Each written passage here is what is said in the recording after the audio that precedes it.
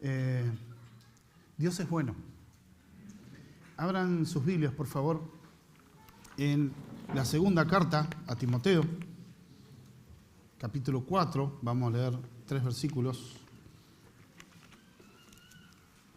4, verso 19 al 22. Terminando las pastorales, terminando el apóstol Pablo su carta, su última carta en vida. Le está escribiendo a Timoteo. Y como título de sermón le puse la hermosura de la amistad cristiana. Subtítulo, el evangelio que capacita para las relaciones y la perseverancia en la fe. Muchas veces podemos tener decepciones. Yo tengo una prima, pobrecita, está viva. Éramos chiquitos, ella tendría unos 4 años. Y con mi papá y mi tío habíamos ido a la playa en Pinamar. Mis tíos vivían en Villa Gesell, ciudad vecina de Ledaña, donde hoy, por la gracia del Señor, estoy trabajando, pastoreando la iglesia. Pero en ese momento nosotros, y de hecho yo resido en la ciudad de Pinamar, y habíamos ido a la playa y mi prima, ¿qué pasa? El mar tiene una cuestión, que por ahí cuando te diste cuenta que te creció la marea, y bueno, o te mojó si no te corriste, y no va mi prima que deja la zapatilla, bueno, cerca del agua. En ese momento no estaba cerca del agua. Creció el mar, no nos dimos cuenta. Fue un lapso de 20 minutos. ¿Y la zapatilla? ¿Y dónde están las zapatillas? ¿Y dónde están las zapatillas? Resumen, termina diciendo, la zapatilla se la llevó y se le había llevado al agua. No me gusta Pinamar. ¿Qué pasó? Se había decepcionado. Se había enojado con la ciudad. Tenía bronca.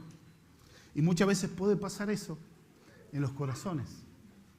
Por eso hoy la palabra del Señor nos va a llevar a algo que es la amistad en medio de un mundo caído. Cómo el Evangelio fortalece y crea una relación nueva, producto de corazones nuevos. Nos lleva a algo. ¿Saben qué es ser amigos? Y hoy estamos festejando el Día del Amigo. Saludos afectuosos, mensajitos van, mensajitos vienen. Pero hay algo importante que nosotros debemos ver.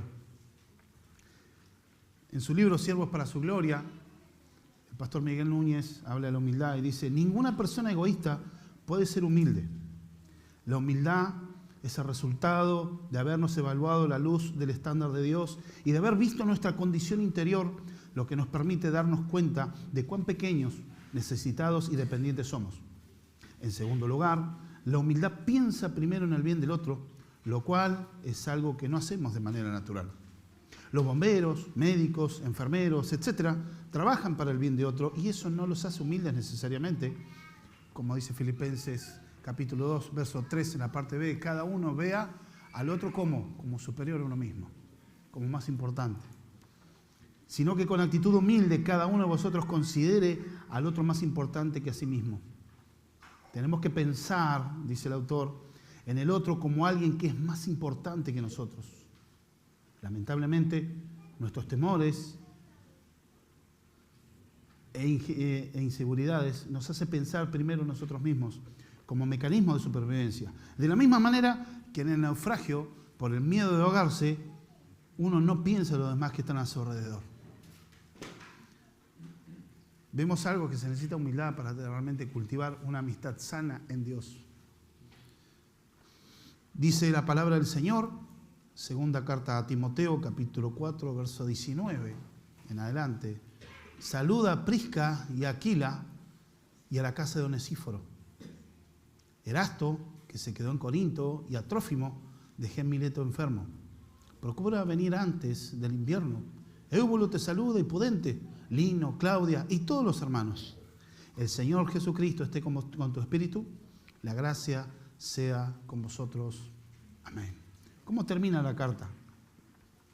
Recordemos un poquito el contexto. Pablo está en una cárcel romana, un lugar construido en la piedra, una habitación oscura, donde el único lugar donde entraba luz era por un hueco de unos 60 centímetros de diámetro, donde se le pasaba la comida, donde recibía algo de luz, lugar húmedo, frío. Estaba por llegar el invierno, pero eso no era nada en comparación de que Pablo ya estaba pronto y tenía claro que ya iba pronto a pasar a la eternidad, a estar con el Señor. Pero él ya sabía, ya había dicho esas memorables palabras: he peleado la buena batalla, he corrido la carrera, he conservado la fe, hablo a que me espera la corona de vida. Y juntamente con eso, para todos aquellos que aman la venida del Señor, te recibimos ¿qué? La corona de gloria. Pablo está esperando la muerte. Pablo está esperando el resultado del juicio, porque él ya había tenido un juicio previo. Es, digamos, como la primera audiencia, llamaríamos hoy en día, donde muchas personas que se decían sus amigos lo habían abandonado, lo desampararon. ¿Había razones? Sí, puede haber razones. ¿Por qué? Porque estar asociado con una persona que era en ese momento considerado un enemigo del Estado. El cristianismo, en ese momento reciente había empezado la persecución de Nerón. Había ocurrido el gran incendio de la ciudad de Roma y ahí había que echarle la culpa, los cristianos.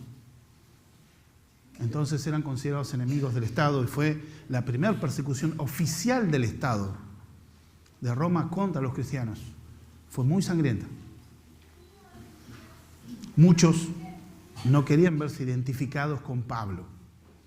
Es decir, yo soy amigo de él, podías correr el mismo destino que él. Y en su primera audiencia, personas que él esperaba, y se ve a la luz de las Escrituras, que él esperaba que hubieran estado con él, dice, me han desamparado. No tan solo que me dieron vuelta la cara, me abandonaron. Ahora, dice también Pablo, no le sea tenida en cuenta. Él no se está quejando, transmite una realidad y abre su corazón.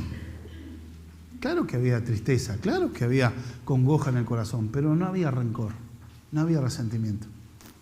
Es más, quizás de haber tenido la oportunidad, él ya los habría perdonado, pero hubiera vuelto a la relación.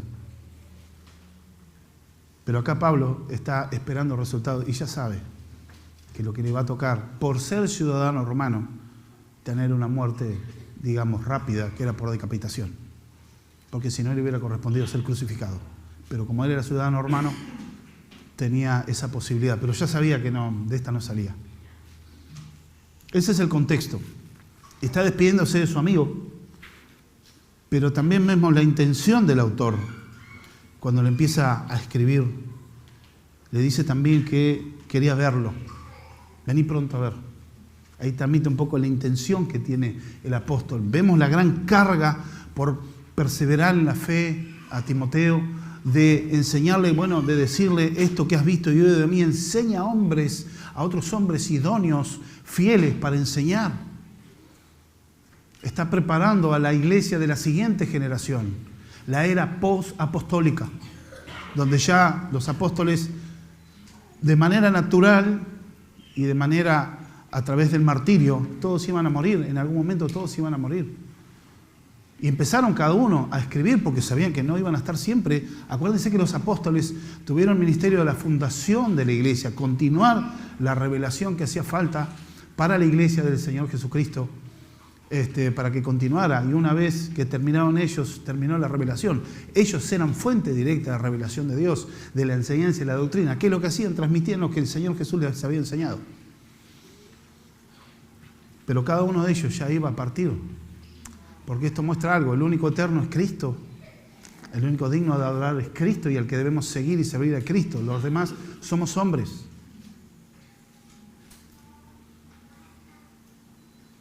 Pablo está en la cárcel, tiene una gran carga para preparar y capacitar a la siguiente generación.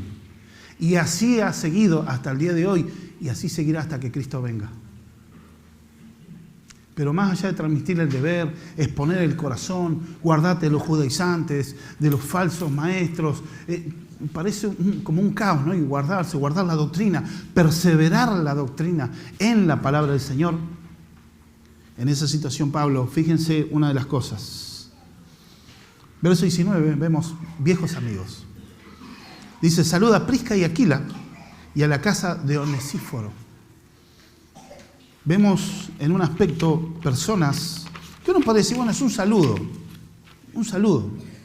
Está saludando Pablo. O sea, ¿qué podemos sacar de un saludo? Chao, nos vemos. Dios te bendiga. Se está despidiendo, pero fíjese con el cariño entrañable. Algo que se debe destacar del liderazgo que Pablo tenía y que ejercía, que a diferencia del sistema secular, el enfoque y las motivaciones que tiene para cultivar la amistad. Pablo está imitando al Señor, lo mismo que hacía con sus discípulos, que terminaba llamándolos como amigos. Esta muestra de amor muestra el cultivar amistad donde estaba. Jesús es el modelo.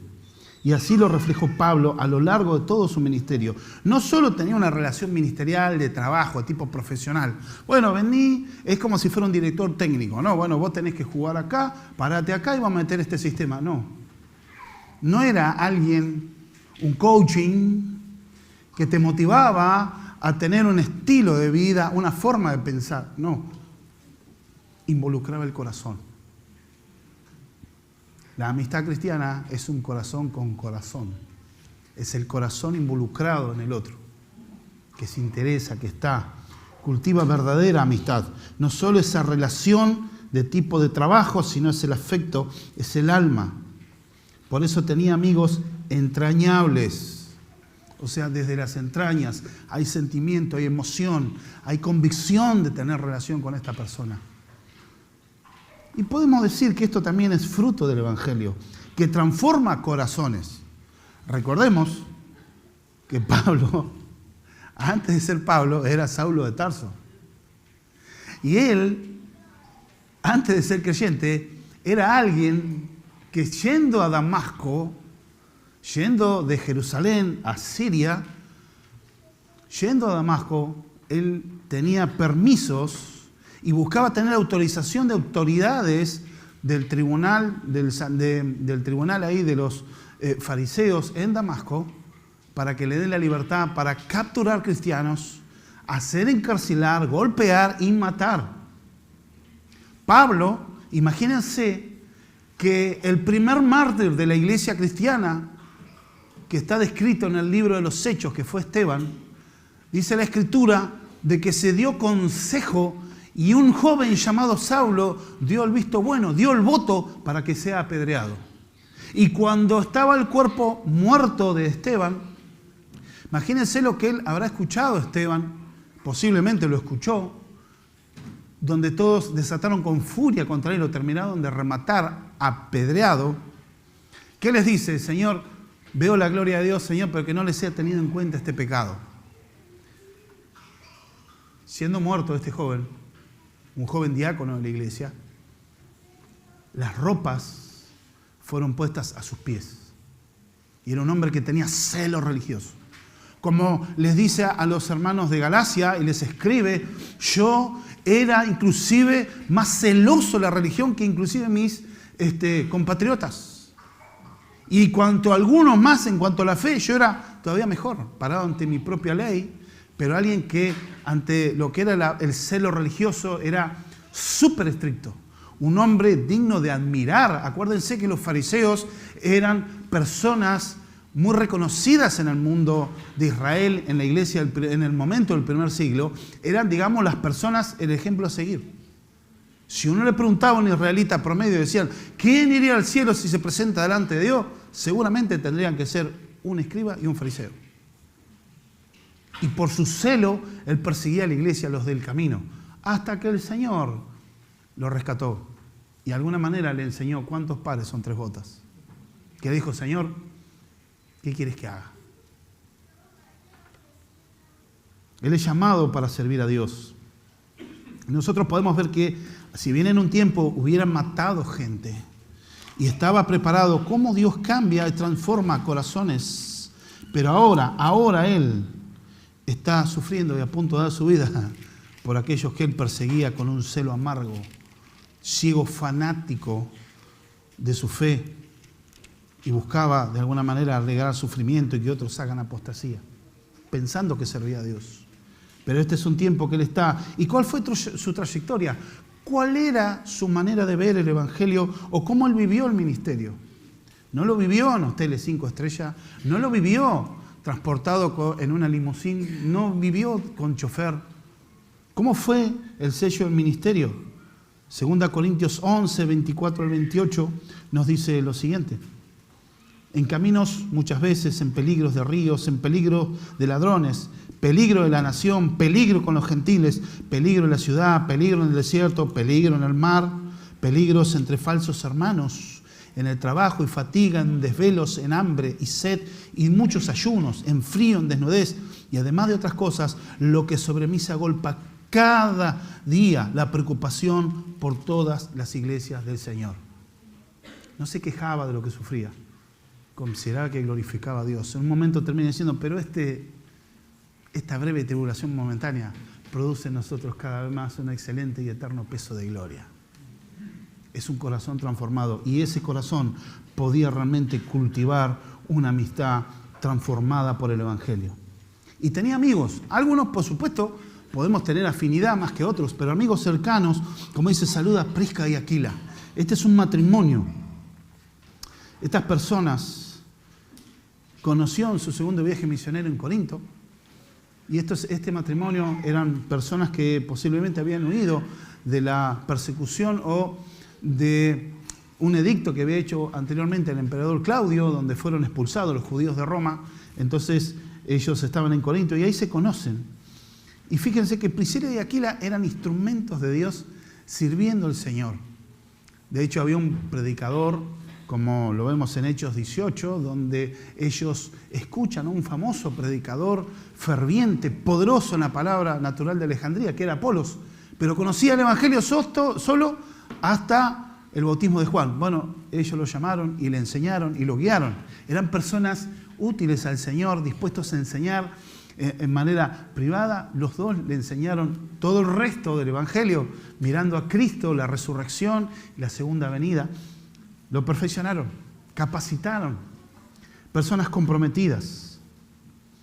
También vemos acá que eran hermanos fieles y maduros. Pero acá también vemos lo siguiente. Eran colaboradores de Pablo, pero fíjense que en la antigüedad las cartas, cuando se despedía en un matrimonio, normalmente siempre se saluda al varón y después a la mujer. Y acá está saludando primero a la mujer. Es algo que también rompe paradigmas. Una de las cosas que vemos, algo revelador en nuestras vidas, ¿no? Y algo iluminador del Espíritu de Dios en nosotros, una que desmonta la propaganda retorcida en este tiempo, que el cristianismo defiende el heteropatriarcado normativo opresor. Porque la iglesia, los cristianos oprimen a las mujeres. Mentira. Cristo, por ejemplo, rompió el paradigma hablando con una mujer samaritana. Jesús dignifica a la mujer. Fueron las primeras que hablaron de la resurrección. O sea, en el cristianismo no es el machismo que se quiere vender. Eso es falsa propaganda. Pero acá Pablo está hablando de una manera también muy familiar. Porque fíjense que no le dice Priscila. Y se llama Priscila. Y le dice Prisca. Le está hablando en un tono muy amoroso y familiar.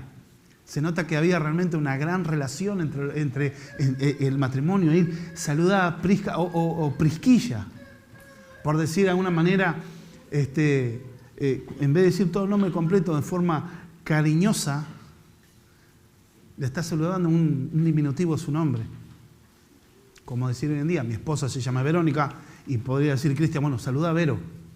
Un término de cariño. Entonces entender y comprender en esa atmósfera, está por ser condenado a muerte. De hecho, virtualmente ya estaba condenado. Pero su corazón está expresando saludar. No se está quejando, está saludando, despidiéndose. Saludame. Saludá a Priscila y Aquila. Siervos comprometidos. Hay una relación de respeto, pero también de cariño. Jesucristo cambió el corazón de Pablo y saluda para que dé testimonio de esa resurrección. Le está dando una prioridad a una mujer, no un rol, pero le está dando una prioridad, mostrando el amor cristiano.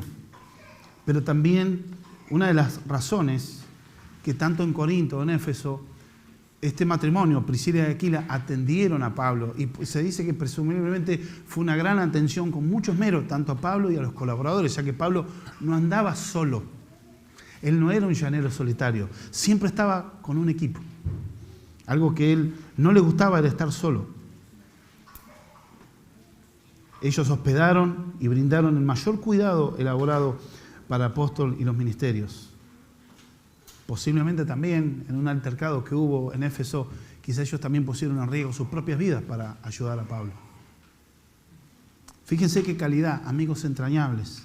También dice, saluda a la casa de Onesíforo. Aquellos matrimonios que están por tener hijos, quieren tener hijos y tienen un nombre, Onesíforo, para el nene. Saluda a la casa de Onesíforo. ¿Por qué a la casa? Posiblemente, Onesíforo ya habría muerto para esta época. Pero fue un hermano que, como lo vemos en el capítulo 1 de la carta, dice, saludar a la casa de Onesíforo, quien me confortó en mis prisiones muchas veces allá en Roma y no se avergonzó de mis cadenas. Fue uno de los que enfrentó y dijo, no, yo te banco, yo voy a atender a mi hermano. No se avergonzó de mis cadenas, sino que lo atendió, lo confortó, hermano. ¿Cuántas veces los líderes necesitan ser confortados? Donde normalmente todos dicen, el liderazgo tiene que estar para... Y es verdad, para consolar, para sostener, bendecir, exhortar, sí, corregir. Pero muchas veces el liderazgo también hay situaciones que necesita. Pero eso tiene que ver los onesíforos. Personas que no se avergüenzan de la situación y miran más allá de sí mismos. Entonces por eso llama a la familia, no solo a Onesíforo, sino que llama a la familia, lo cual hay testimonio de que esa casa servía al Señor. También habla Erasto, que se quedó en Corinto. Erasto era el tesorero de la iglesia de Corinto y también era miembro del equipo que junto con Timoteo fueron a buscar en el viaje misionero cuando fueron a buscar las ofrendas para los santos en Jerusalén. O sea, una persona de confianza. Una persona, un tesorero, era alguien responsable, serio, daba testimonio de ser temeroso del Señor y los mandó con Timoteo. Digamos, un equipo de absoluta confianza de Pablo. Se quedó en Corinto. Acompañó a ministrar en Macedonia. También cabe destacar otro hermano, Trófimo. Lo dejé en Mileto enfermo. Trófimo era también miembro del equipo ministerial que ayudó en Jerusalén, pero lo dejó enfermo en Mileto. Mileto es una ciudad portuaria que está a 60 kilómetros de Éfeso. Y fíjense que se destaca algo. El Dios en su soberanía no lo sanó a Trófimo. No lo sanó. Pablo habrá orado para que Dios lo sane. Pero sin embargo Dios tiene una voluntad por sobre la de cualquiera. Y dejó enfermo, que eso habrá sido algo traumático, y si lo destaca es porque también había dolor de dejarlo, dejé enfermo ya. No sabemos qué enfermedad, no hay un relato que diga seguramente habrá sido algo serio, porque para que en aquella época una persona más comprometida con el Señor y la obra se quede en cama, se quede enfermo, tenía que ser algo embromado. Pero eso es la última noticia que tiene, como un lamento, ¿no?, que tiene sobre él. Fue dura la expectativa, lo dejé enfermo. Y no sabía más nada. Quizás se había curado, quizás sí, quizás no. No sabía. Pero también vemos algo. Nuevos amigos. Verso 21. Le transmite un poco la intención de Pablo también. Y vuelve a reiterar cuando dice, ven pronto a verme. Y acá dice, procura venir antes del invierno. ¿Por qué le dice venir antes del invierno? Y una de las cosas es algo conmovedor en la carta.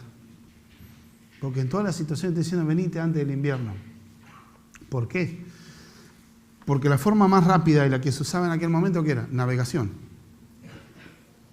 Porque la distancia que había entre Éfeso, que es donde estaba Timoteo, hasta Roma, había una distancia que si vos la querías hacer a pie, en carreta, ibas a tardar mucho tiempo. La ruta más rápida y más confiable, por otro lado, era la navegación, que tardabas entre 20 a 30 días, si estaba todo bien, que no haya ningún problema. ¿Y qué pasa? En el invierno, cuando se cierra el invierno, se cerraba la navegación, porque en esa zona son costas que tienen un clima tal que las embarcaciones de aquella época no podían, zozobraban. Algo que Pablo tenía claro. Timoteo también, con los naufragios. Venía antes del invierno, expresa un anhelo. Esto es entre los meses de octubre y abril. Esta navegación iba a cesar, pero acá hay una añoranza en el corazón de Timoteo, mostrando el amor de un padre hacia su hijo espiritual. Quiere verlo. Si con alguien quiere compartir los últimos momentos, es con Timoteo. Lo saludaba como un padre, anhelando ver a su hijo en la fe, su discípulo. Tito también era emisario de él. Acordémonos que Timoteo posiblemente fue a los pies del Señor a través del ministerio de Pablo. Fue formado por Pablo, tomado y trabajado. De hecho, por eso él estaba en Éfeso, una iglesia que tenía muchos problemas. Pero si alguien podía mandar para que sea utilizado por Dios para corregir lo que estaba torcido, era Timoteo, que era como si estuviera él mismo. Pero esta premura era que cuando le llegara la carta a él, ese mismo día ya tenía que embarcarse.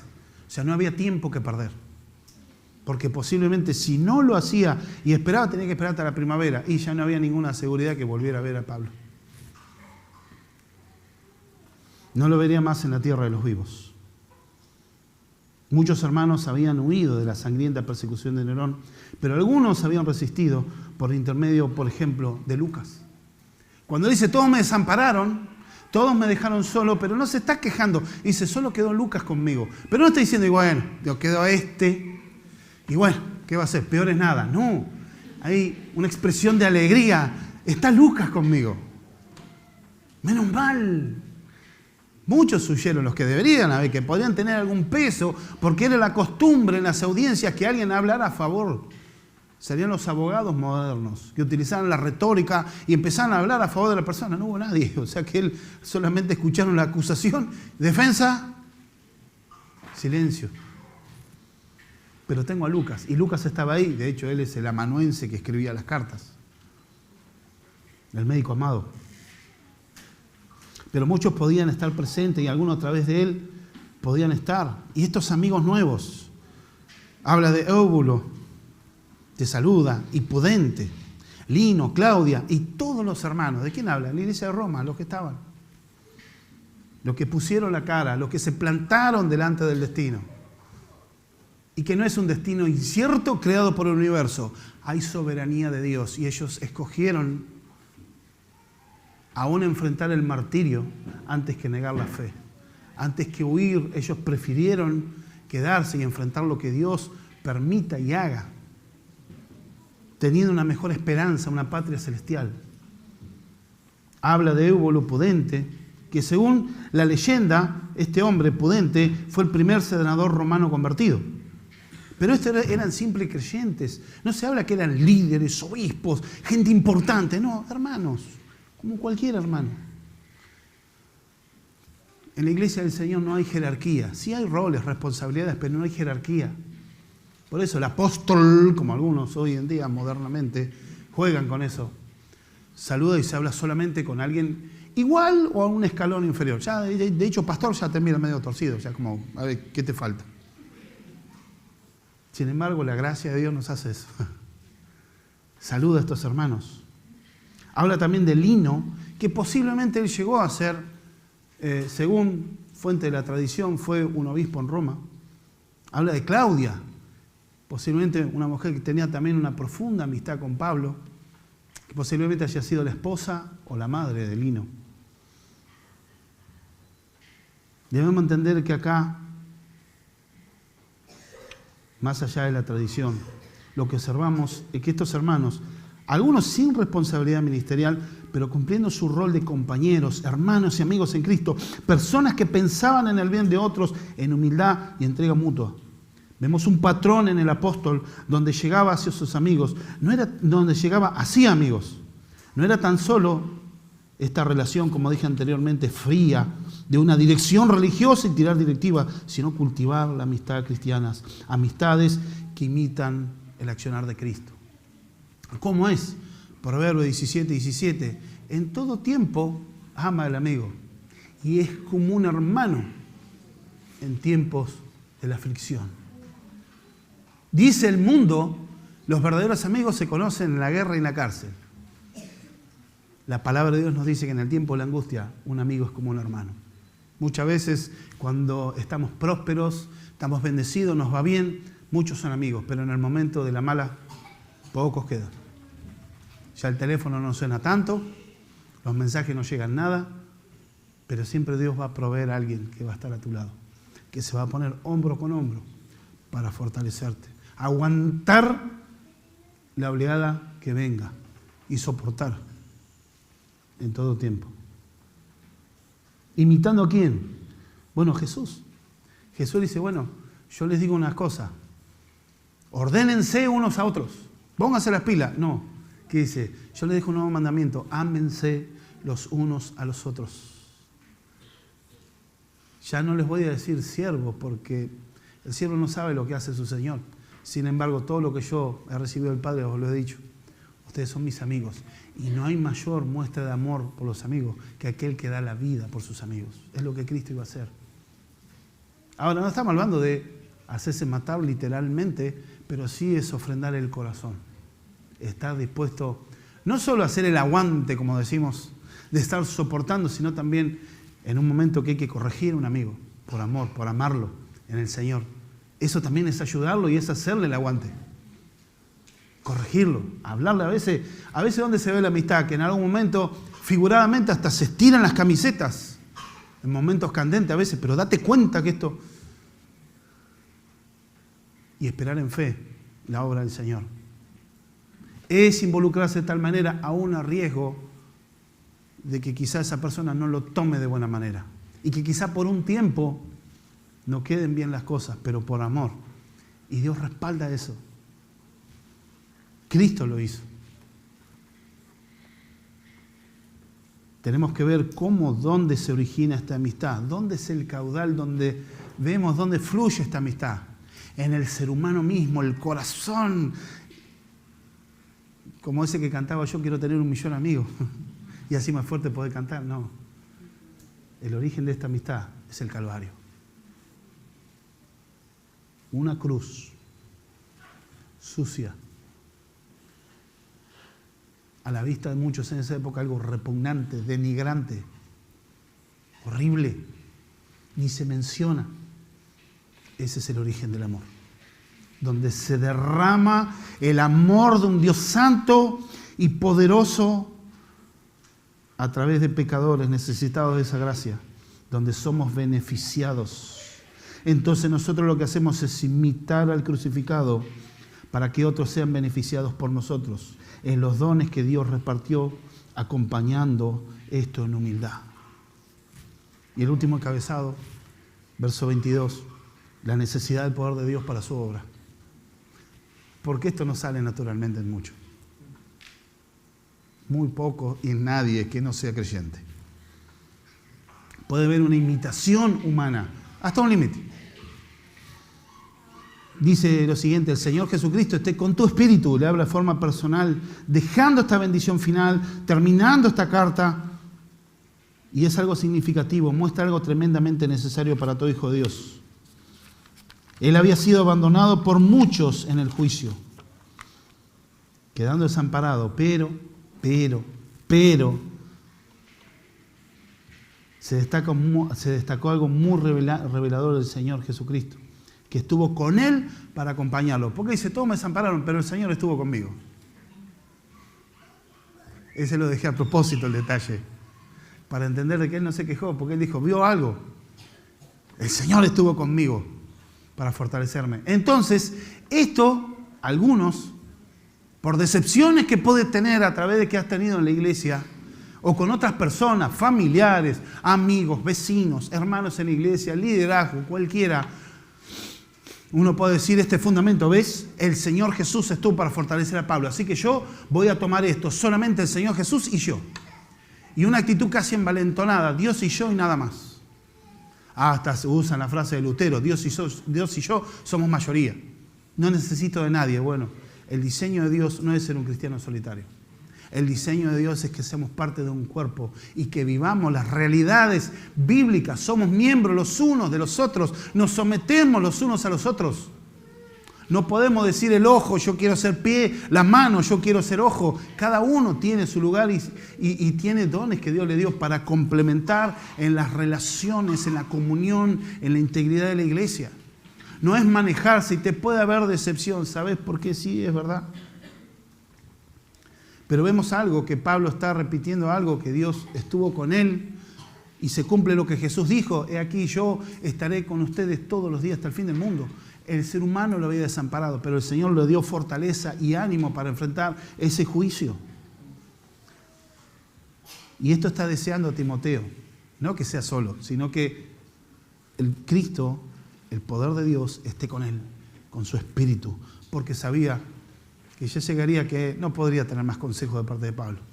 Timoteo ya no podría acudir más a su viejo amigo, a su mentor, a su padre espiritual. Ya sabía que se iba a sentir un poco solo, humanamente. Con gozo, en la esperanza, sabiendo que Pablo estaba en la presencia de Cristo, pero él humanamente ya no podría hablar con él. Por eso estaba esperando Pablo que podía venir pronto y tener una última charla. Podremos decir modernamente, una última taza de café. Le está deseando a Timoteo la presencia de Cristo, palpable en su vida por su Espíritu Santo. Todos los días, esa seguridad, ya que Timoteo se quedaría sin su amigo. Pero el amigo supremo, el Señor Jesucristo, el Señor de los imperios y potestades, el amo del universo, estaba con él. Y también le decía, y ahí nos habla a todos nosotros, porque esto también se aplica a nosotros. Y la gracia sea con vosotros. Esta última bendición está en plural, no personal a Timoteo, sino a vosotros. Cambia y es a toda la iglesia y a todo aquel que lea esta carta siendo creyente. Esta última bendición es la que alcanza la iglesia. Esta gracia se comunica a todo creyente por Jesucristo. El favor inmerecido de Dios como expresión del amor divino y la provisión para salvación determinada en la eternidad y desarrollada en el plan de salvación es la razón, causa y fundamento de la salvación. Por lo tanto, es el fundamento de su seguridad, como dice el autor. Cristo expresó esta gracia, vino con él y es con él, comunica el poder para una vida victoriosa. Dice Pérez Millos, en medio de los conflictos de los que se han hablado en la epístola, la gracia suplirá toda necesidad y superará cualquier aspecto en el conflicto, fortaleciendo al creyente en medio de las pruebas y sufrimiento. Continúa, si la gracia sobreabundó, eso es que fue superior por todo lo que es sobreabundante el pecado para salvación. También es mayor que cualquier angustia en la experiencia de la santificación. Es la promesa de Dios para toda ocasión, para cualquier dificultad. El creyente de fe descansa confiadamente en la provisión de la gracia y sigue el camino de su peregrinación tras las huellas de Jesús. Fin de la cita. Para vivir poniendo una mirada en el Señor, como nos dice Hebreos 12:2, puesto los ojos en Jesús, el autor y consumador de la fe. Esta gracia está disponible no solo para salvarte de la condenación eterna, sino también para salvarte del egoísmo, del egocentrismo, que es la base o el germen del pecado. Esto lleva a un vacío en sí mismo. ¿Por qué? Es la idea de que una persona vive solo pensando en sí misma, ignorando o estando endurecido con respecto a distintas situaciones que lo rodean. Hoy en día, de una forma especial, el mundo está cautivo de una filosofía o corriente de pensamiento, al menos en el occidente, el victimismo. Es casi una religión, de donde se adora la autoconmiseración, se profesa llevando una cultura altamente individualista. Es el combustible en los movimientos woke o despierto, donde toda la culpa es del otro, de todos son responsables de mi desgracia, mis conflictos, de mis problemas, menos yo. Cristo nos muestra un camino distinto. Su compañía y su gracia a disposición para cultivar y desarrollar una amistad cristiana que va más allá de una cena o de un comentario del clima o alguna pregunta a rigor formal. Punto 1. El que quiera tener amigos, como dice la palabra del Señor, ha de mostrarse amigo. Mas el que amigos en la iglesia, más que amigos, somos familia espiritual, hijos del mismo Padre. Hay un fundamento que nos liga más. Segundo, esto es para muestra de humildad, de abnegación. Para hacer eso tenemos que mirar la cruz, el sacrificio sustitutivo.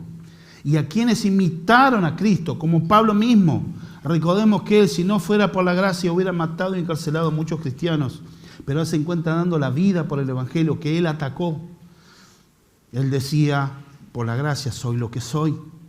Aún al enfrentar la espada del verdugo, seguía amando hermanos, pensando en ellos, de cómo asistirlos, de cómo dirigirlos, cómo cuidarlos. Así vivió su vida y su ministerio. Y se despide sabiendo que en esta vida no los verá más.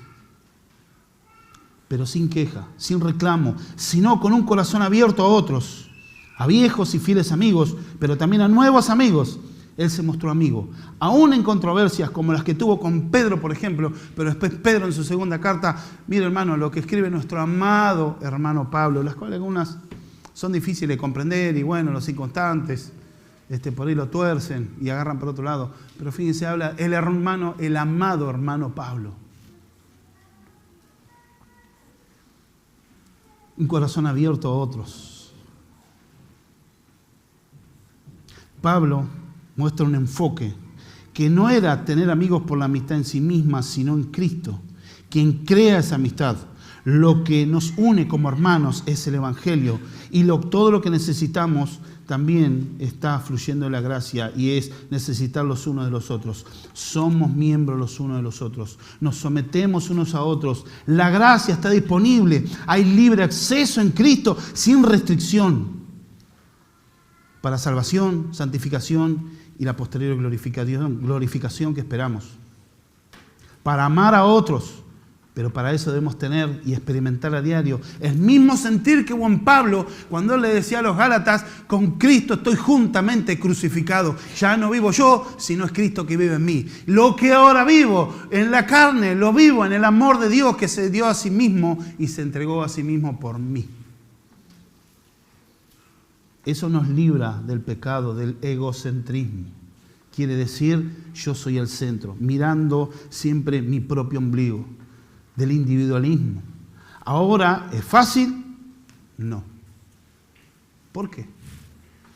Venimos rotos ante el Señor, corazones llenos de decepción, de relaciones rotas, matrimonios fallidos, familias rotas, amistades rotas, corazones llenos de orgullo, de miedo, de cobardía, de egoísmo, de relaciones solo por interés. Y aún también esto está dentro de la iglesia, pero hay un antídoto. La gracia todo suficiente del Señor. El Evangelio que transforma corazones, que restaura vidas, que nos muestra nuestra pequeñez y la grandeza de quien pudiendo destruirnos justamente, condenarnos eternamente, tomó nuestro lugar en la cruz para que nosotros fuésemos justificados y salvados. Ese amor imitamos. Claro, en la iglesia hay hermanos fuertes, fieles, pero también hermanos débiles, hermanos maduros e inmaduros. Pero hay gracia para todos. Debemos atrevernos a glorificar a Dios muriendo nosotros mismos y mirando a través de Cristo a este mundo. Porque estamos en un mundo caído. Mirar a nuestros vecinos y más a nuestros hermanos, nuestra familia. Muchos no pueden ver esta realidad y menos experimentarla porque están ciegos.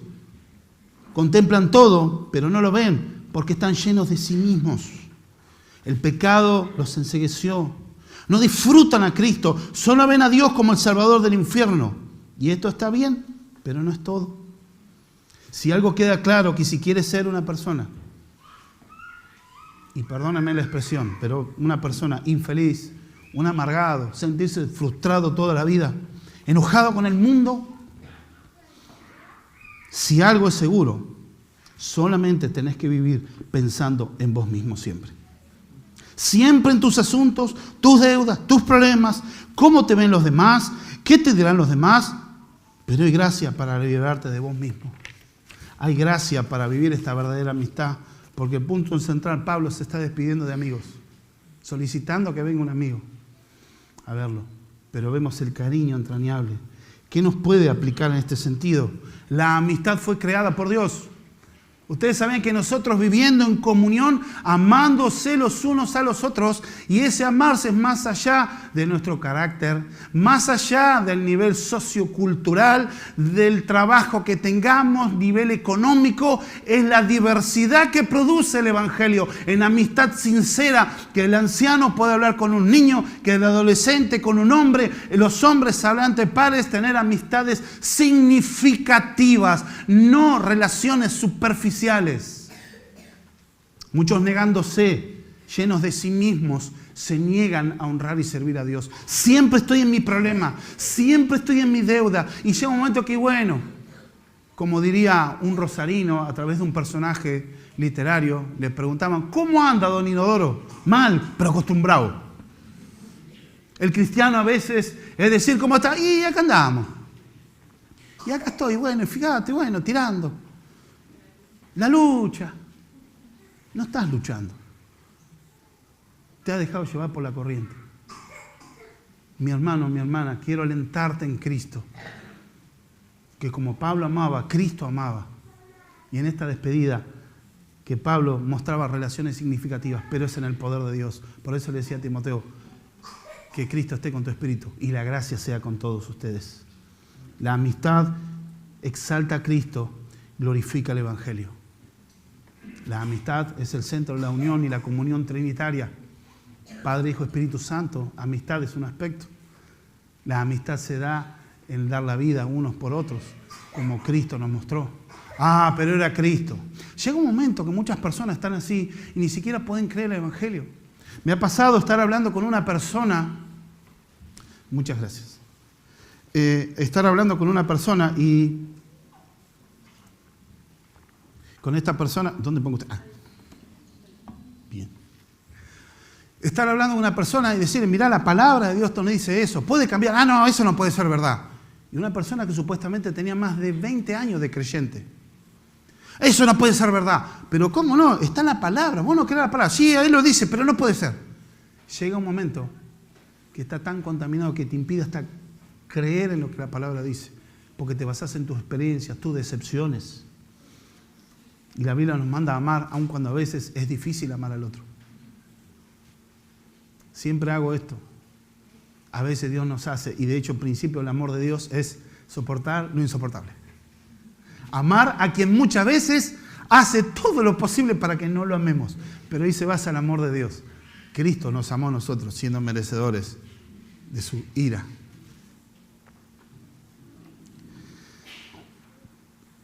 Imagínense el arca. Noé, su familia, lleno de animales. 40 días encerrados ahí. ¿Se imaginan el aroma que habría ahí de los animales? Sin embargo, estuvieron ahí. Cristo es el arca de la salvación. Está el que está en Cristo y bueno, hay que amarse y cultivar esas relaciones, aunque a veces no te guste lo que está enfrente. Pero ¿sabes lo que me une a la iglesia? El Evangelio, Cristo. Y eso es lo que rescata el amor que tenía Pablo por Timoteo. Si Pablo no hubiera sido salvado por el Evangelio, posiblemente Pablo hubiera perseguido a Timoteo, o Timoteo nunca habría conocido al Señor. Pero esa relación la generó el Evangelio. Y es lo que cambia los corazones. ¿Qué nos aplica esto? Teniendo en cuenta la luz del Evangelio, te pregunto, ¿estás procurando hacer amistades significativas con tus hermanos en la iglesia local? Yo sé, hermano, y yo no conozco la iglesia de todo, hermano. Yo no soy el pastor de acá, pero no conozco los corazones. ¿Pero lo estás haciendo? ¿Es proponerte? Muchos tienen la mirada errónea. Bueno, vengo a buscar a la iglesia lo que a mí me conviene, lo que me gusta o quizá lo que me convenga, lo que es beneficio. Lo demás, bueno, lo dejo, como me han dicho muchas veces. Saco lo que me gusta, saco lo que me parece que es beneficioso y lo demás no me interesa. Estás mirando de un ángulo humanista. Venimos todos a adorar al Señor y somos miembros los unos de los otros. Mirate a la luz de Cristo. ¿Cómo está tu corazón, mi hermano, mi hermana? ¿Dispuesto a amar más allá de tus comodidades? ¿Estás dispuesto a sacar tiempo de manera intencional para edificar relaciones significativas en tu comunidad?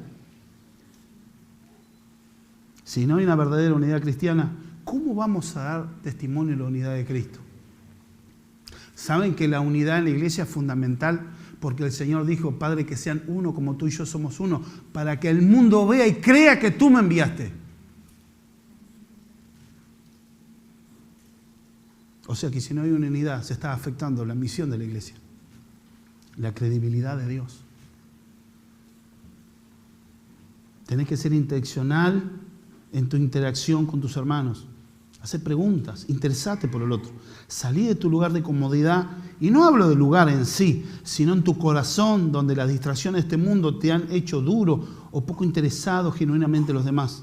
La gracia está disponible. Si no se puede, con eso es el poder de Dios en tu vida. Por su Espíritu podés disfrutar a Dios en las relaciones. Aunque te parezca imposible, atrévete a ser bendecido y feliz disfrutando de Dios en humildad y amor fraterno. Dios nos mostró su amistad por el Evangelio. Si tu corazón está cerrado y si no te interesa realmente, quizá tu cristianismo sea una mera confesión de fe nomás. Pero por ahí muchos pueden estar endurecidos, distintos conflictos, desilusiones, cosas que te hicieron mal, desengaños, decepciones. Yo lo sé, porque yo decepcioné a muchos, así como también me decepcionaron, pero Dios me hizo libre. Está hablando alguien que era el campeón mundial del egocentrismo, criado hijo único, todo para mí. Mi pensamiento era primero yo, segundo yo, tercero yo y después yo también. Es literal, hermano, ¿eh? No estoy haciendo un chiste. Dios me cambió de tal manera que hoy Dios me haya puesto para pastorear una congregación, solo a Dios se lo puede ocurrir. Y damos gracias a Dios porque Dios fue bueno. Pero también tengo hermanos y hermanas que me han corregido, me han enseñado. Tengo amigos y hermanos, como el caso del pastor de esta congregación, que me ha hablado y me ha corregido y me ha enseñado y se puso hombro a hombro. No es tan solo exaltar la vida del hombre, sino entender la amistad cristiana que supera todo límite humano. Y puede estar tu corazón endurecido, pero Dios te puede dar un corazón nuevo. El pecado te endurece, te lleva al egoísmo, el pensamiento y el sentimiento natural de autopreservación del hombre, pero vos tenés que morir en Cristo. Morir en Cristo para disfrutar de su gracia, de su gloria y de su bendición. Es morir para vivir, hermanos. Cultivemos relaciones sanas, profundas. Orá que el Señor quebrante. Humillate delante del Señor. Aún con lágrimas en tu corazón, Dios te puede dar corazón nuevo. Y Dios lo hará. Porque Dios te ama, iglesia. Dios te ama. Y si no sos de Cristo, déjame decirte, si encontrás hoy que no sos del Señor, en Dios hay amor y hay perdón. Hay salvación y vida eterna. No dejes el día de hoy sin buscar a Cristo como tu Señor y como tu Salvador. Ven a Cristo en arrepentimiento y fe. Y la palabra dice que el que a mí viene yo no le echo fuera. Dice la Escritura que aquel que se arrepiente de sus pecados será perdonado. Amén. Oramos, iglesia. Bendito Dios y Padre, en esta hora te damos gracias por esta tu palabra. Rogamos que tú bendigas, Señor, a tu iglesia y que tu nombre sea exaltado, Señor. La amistad refleja la gloria del Evangelio también. Pero, Señor, en este día, Señor, donde todos festejan el Día del Amigo, tú eres nuestro mayor amigo, nuestro mejor amigo, inquebrantable, fiel, que nunca nos va a decepcionar, pero también tú nos has dado familia, donde en este mundo, Señor Dios mío, destrozado por el pecado, pero tú nos guías a perseverar en amor reverente, en amor sincero, honesto. Señor, salir más allá de nosotros mismos para buscar hacer tu voluntad y tener un corazón abierto para bendecir a otros.